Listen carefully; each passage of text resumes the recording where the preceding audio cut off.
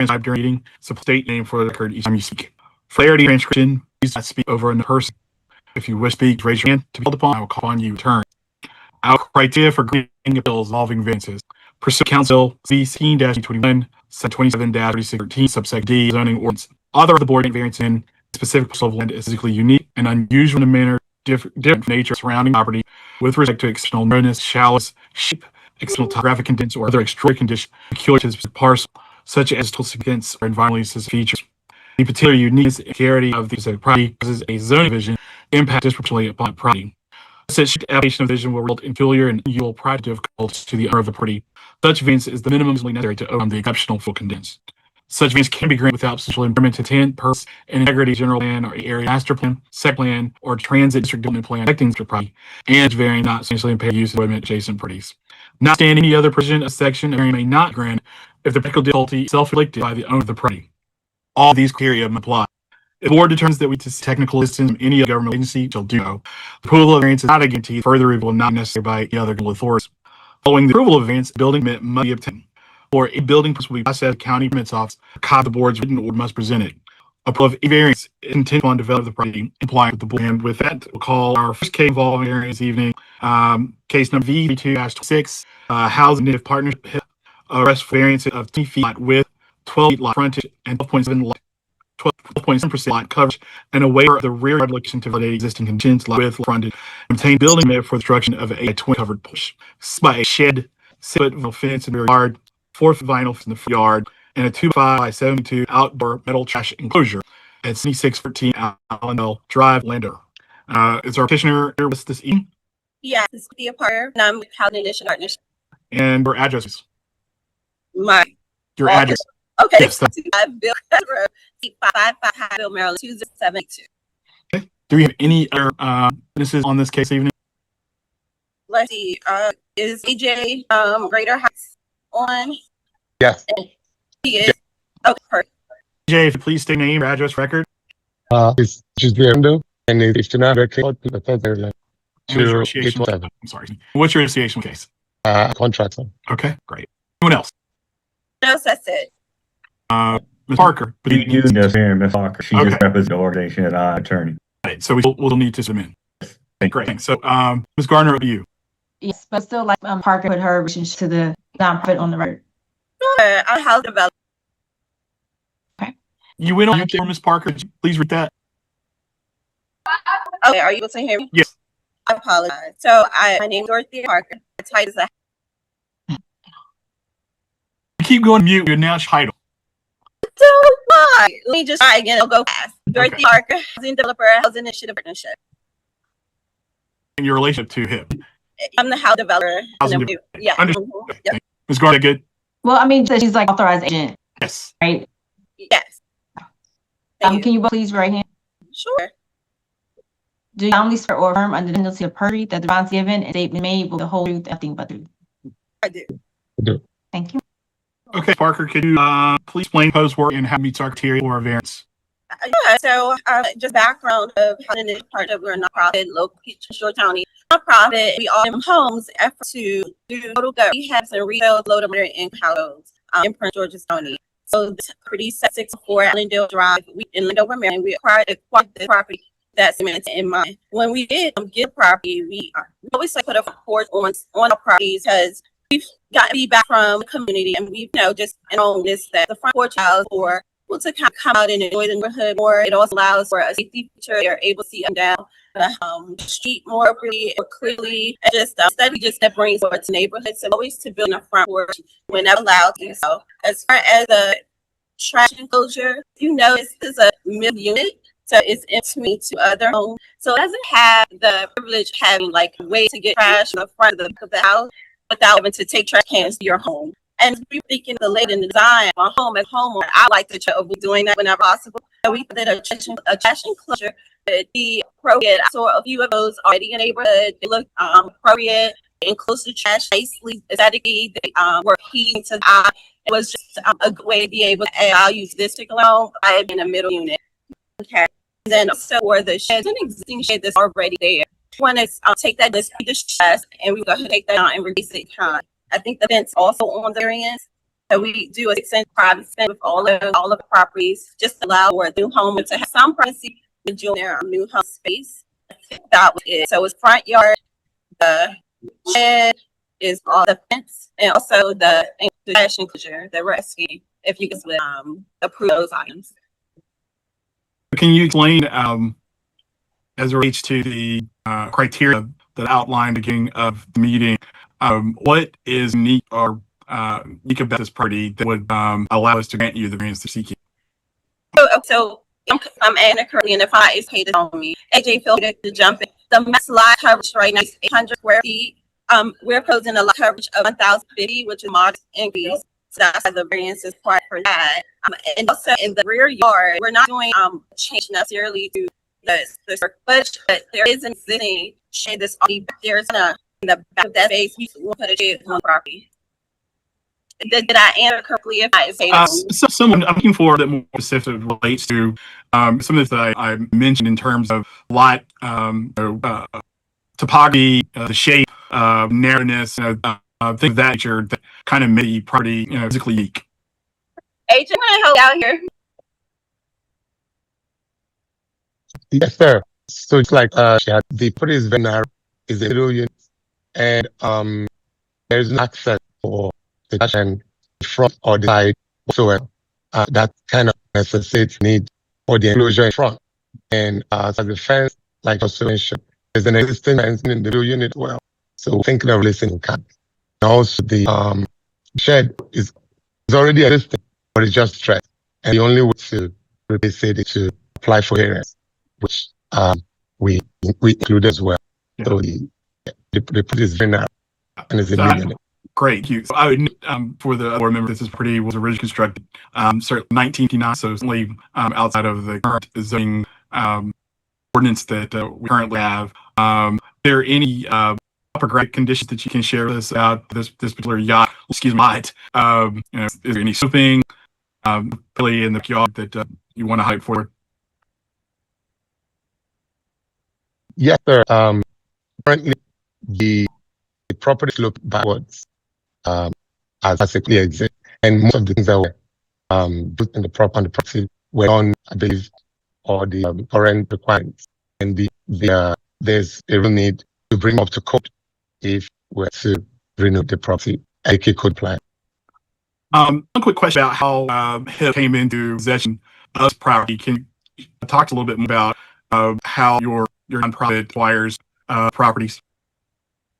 Yeah, I can speak to that. So we get it from various mediums. Sorry, sometimes get property that are directly to an county. Council member may have just properties in the neighborhood. That they weren't able to have vacant for a long amount of time. There's times we properties the community members reach out to HIP and say, hey, we know the guys have had a reputation of coming into neighborhoods, buying trust property, turning them over to some people. And 70, this particular property in 604 Allen Drive, I was myself out looking at one of those properties that I had a phone call about that was distressed, so it's proper at the same time. And I looked and I said, you had 2 other properties we had renovated on the same street. This would be a great project for us to take on and be able to, refurbish, rehab, and back into the community in a much better state. And so that's why I acquired property. I was actually looking at another property and noticed that it's when it some sort. So I guess my question is, so how do you acquire property from the previous owner? Correct. We sell. They sold it to us directly. Okay. Mm-hmm. They sell the property to you, cash chain, and now become the primary owner of the property. Yeah. So I understand your question. So yes, we when the house was on the market, we sold on the market. I put it off. We had put it off the personal home. We won order and they made owner. Okay. Okay, got it. Any additional questions from my fellow members? I suggest I don't have any questions. Sloping in the back of the property. Thank you. Mr. Anthony, I have a question. Let me encourage my colleague. I think looking through the butter on the case, I did, as I previously noted, the property pre-built in 1959 and really nothing the current zone codes that we have now. Certainly slope issues, the environment in the back contributes to a unique nature of property, and the fact that in middle unit and they don't have the ability to bring their trash to the front as their neighbors. I find this property to be quite unique. I do feel that the other criteria discussed at the meeting have been met. So I'll entertain them. Mr. Stanton, I'd like to make a motion that variance 3226 be approved based on the evidence provided here this evening. Is there a second? Vice Chair Justin, I second the motion. It's been moved and seconded. Our administrator call the roll. Chair Bowler, Aye. Vice Chair Johnson, Aye. Board Member Mann. Aye. Motion carries 3-0 to approve. Thank you. Marker, AJ, thank you guys so much for your testimony this evening. Yours for the variance has been approved by the board, and you are used. Thank you guys for your time, sir. I appreciate it. Thank you. Next on the agenda is zoning bill, V 25-26 Clifford and Brenda Moore.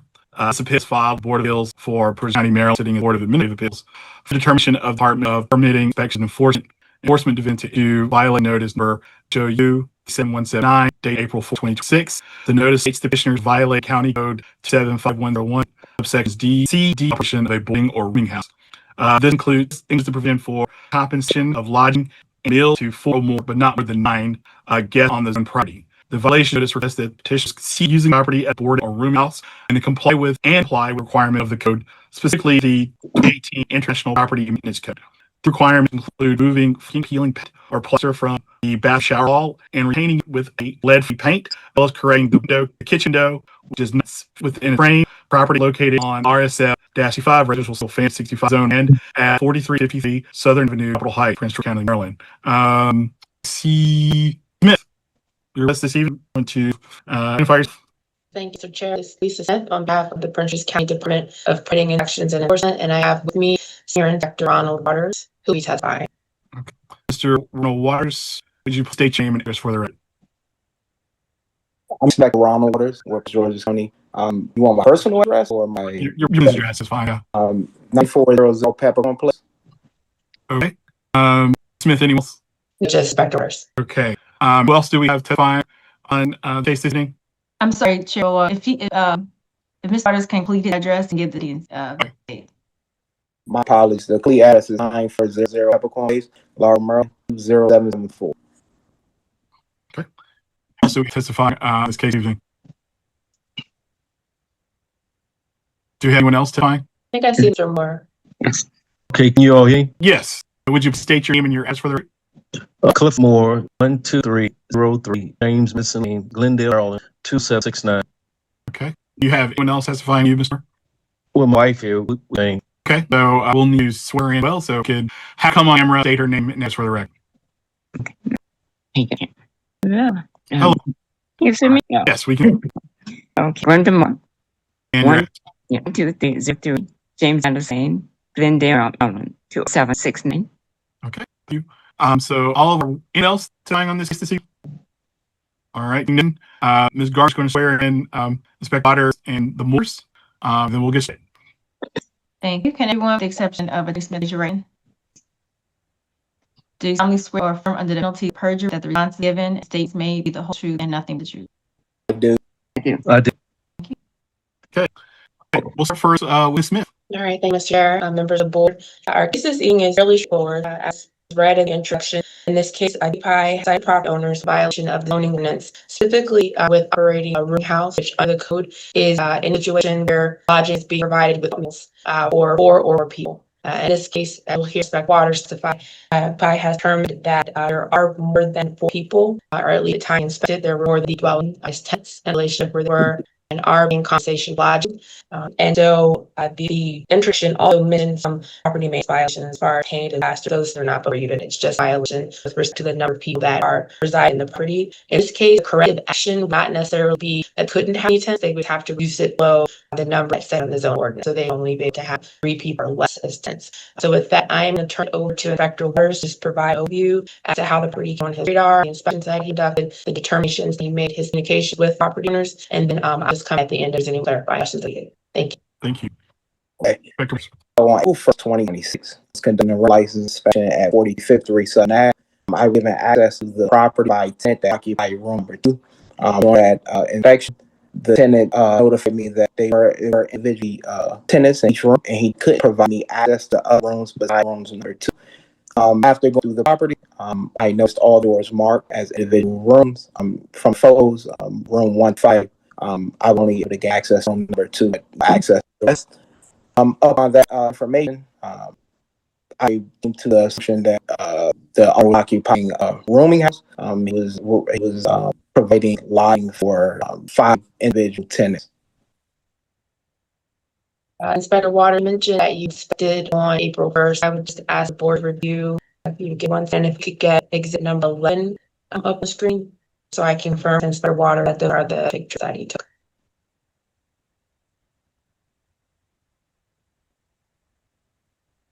Okay. Inspector Waters, we just review as we scroll through the pictures that taken here and just confirm that these are the pictures that you took when inspected property on that day. Okay.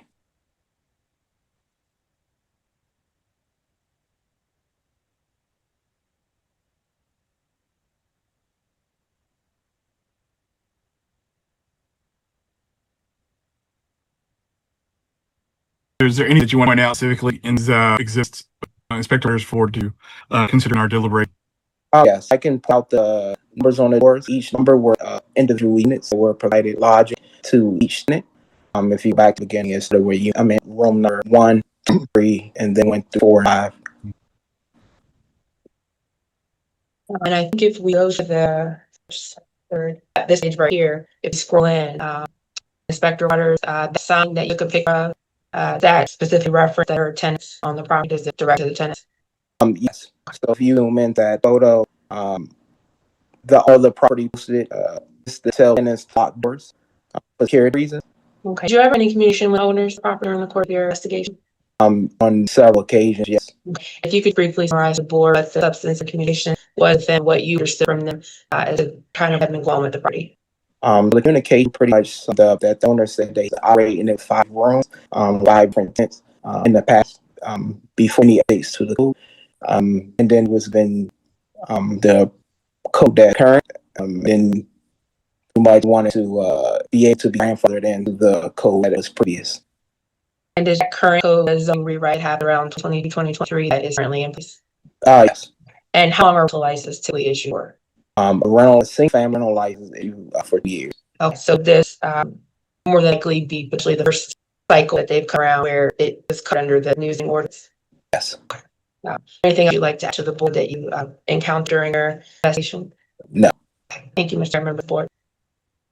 So, Ms. Smith, can you tell the board about, is it possible to have more, so where does the request to be grandfathered go?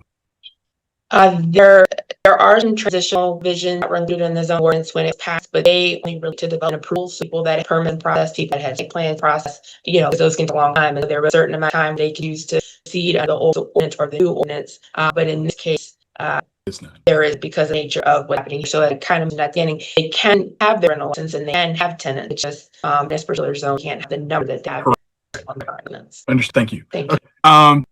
Mr. Moore, would you consider reply to thing that was raised by the county for the board to consider? Sure. My wife and I If you went can come to into the camera, I think that'll be helpful. Can you see now? Yes, much better. Yes, my wife and I, we went into this small business, our retirement out that we can have extra income, and we follow the rules. Ask county, we have people in the house. This was back in 2018, 7 years ago. And we had an inspector come out, first inspector come out, looked at the house. Oh, it's fine. Beautiful home. And we were 2 years with license. We read up again to get a new license, keep going to do the right thing. We never had any problems in the community. Matter of fact, the house was an abandoned house at first. It was treated as a whorehouse. We found rubber in there. We found needles in it. The neighbors was like, sure, I came to this because it was sprayed at me. We think doing everything. We next read up, another inspector came and looked at the house, and we followed the rule and guideline again, thinking we fine, okay, good, and we can affordable housing people. I think we're doing everything until we try the third time, and then we're in violation. It's a process. It's caught off guard. How we haven't changed anything, and why we get hit? It's as though how if a house in the variance back in 80 something is 9 feet from the property line. And now everybody say, oh, you tell your now. Now we see 20 feet. I feel things be like, okay, what harm did we do? I understand law change, but there's an exception to a lot of rules that be made. And it was impact on us to have to actually literally put 2 out That's the bottom line. They find themselves the street trying to find a road ahead. These are it will impact our it's tight budget as it is, but to drop off 40% wouldn't be able to afford it. Then we shut the whole house down. Then we have to have 5 people looking at a house, roof overhead. So we just pray to the board that understanding will be somewhere. We don't paperwork work, but these are living people that actually impacting their lives for the worst. And we hope the county would be the better force. And this impact us terribly. We just ask, if harm file, we haven't done harm, so grant us a grandfather clause, or we continue to do what we've been doing with issue, no problem. What's that? It's more free to provide. It's more or less not just for tenants. Right. Yeah, I understand. And concern understand your position here. But what's before us is clear. Zoning change for now requires you guys to get into full compliance with current code. I don't know if there's additional assistance that county can offer in terms of split individuals that would be being impacted by this. But I encourage you to continue to work with Ms. Smith and county on that. I'll ask my colleagues if they have any questions. Yeah, this is Vice John. I have a question, Ms. Seth. And I understand that the code has changed, but in the document, it talks about violating the county code, but prescribes regulations. And this includes provision, compensation, lodging, and meal to 4 or more, but not more than 9 guests on the zone property. The previous code had separate definitions for boarding house and living house. And they, I believe there may have also been, I don't think there was a vision on how they related to each other, but it had 2 different provisions. This is current vision under current zoning ordinance. I'm not sure. Am I answering your question? This is Vice Chair Johnson. I don't understand why it says that provision allows for more, but not more than 9, and yet you're saying that they have to have 3. Because if they provide a half 4 or more people, that threshold that crosses it over to a room or boarding house. So 4, 5, 6, and 8, 9 is a rooming boarding house. 1, 2, 3 is not. So 3 is the maximum you can have before then you move in this definition. If you want to be that, then you have to get to an open permit to your rooming boarding house, and they can't get that in the zone. So the only thing they could legally do is over a zone that allowed them to have a boarding rooming house, and they don't. And I want to. I don't want to speak. I'll ask Inspector Waters if you know, and if you didn't know off the top of the head, if this is zone, I don't have these tables in front of me. I don't know if this is zone where you can do rooming boarding. So I'm trying to flip quickly in RSF 65. Dr. Waters, do you know if you have that use of zone? Oh, no, it's not allowed. Okay, it's allowed a zone. Okay, so and Vice Johnson, so what is the definition of what they have right now? It's not a boarding house, not a rooming house. What is it? Well, it is a rooming house, but it's unpermitted one. It's an illegal boarding house. They don't have a UO permit to be. Okay. So you can be one or you can be one, but here they don't have a permit because legally this is probably because of the nature of the neighborhood. And you can imagine if you have a certain number of people in a small single family, it's not kind of used. We would really have this area. So they are operating, which is not. And if reduce it to below that number, then they're just single family rental home, and they have cross threshold to be rooming or boarding house. So there's no problem there because they have been directors, I believe, and get rental license regularly. There's never an issue. They operating with a license, right? That's correct. Okay. So what they do have an alternative, and the alternative is to get the license for room or boarding house if zoning and neighborhood permitted. If it were allowed, yes. It'd be a way for them to keep current permit. Otherwise, they have to have no more than 3. Okay. All right. I don't have any other questions. Thank you. Thank you. Board member, any questions? I understand my colleague asked questions. So Okay. Yeah. Thank you so much, Vice Johnson. That clarified a lot for us. And always various finding the kinds of questions for it. Yeah, I think the county brought for us. I don't see where the boards have proven to us that the county was in violation or shouldn't have issued the violation. And so that on attention. Member Stan, based on information about his evening, make a. Your second. This is Vice Chair Johnson, second motion. Board Administrator Caldwell. Chair Bullard. Aye. Chair Johnson. Aye. Board Stan. Aye. Motion carries 3-0. Thank you. Thank you. Mr. Mizor, for your testimony evening, I want to thank Sir Inspector Wish for his testimony. I'll always see you, Ms. Smith. Unfortunately, Ms. Moore, board felt in favor of the county, and they were correct in issuing this violation notice. We encourage you to continue to work county to figure out a way we can make sure that the folks you also aggressively housing have options while you go to compliance with the code. And with that, everyone is excused. Thank you. Thank you. Let's see. Next on our agenda, the approval of our last board minutes. Is there a motion? This is Vice Chair Johnson. I move that the minutes from our last meeting of June 17th be approved. Is there a second? Ms. Stanton, second motion. Board Administrator, call the roll. Chair Ware. Aye. Vice Chair Johnson. Aye. Board Member Stanton. Motion carries 6-0. All right. There be no further business before the board. All in favor of adjourning our Wednesday, July 1st meeting at 40 p.m. All say aye. Aye. And I wish everyone a happy and safe July 4th holiday. Stay cool as much as you can. And we'll see you guys in a week. All right. Thank you. We are. Bye. Aye. Bye. Recording stopped.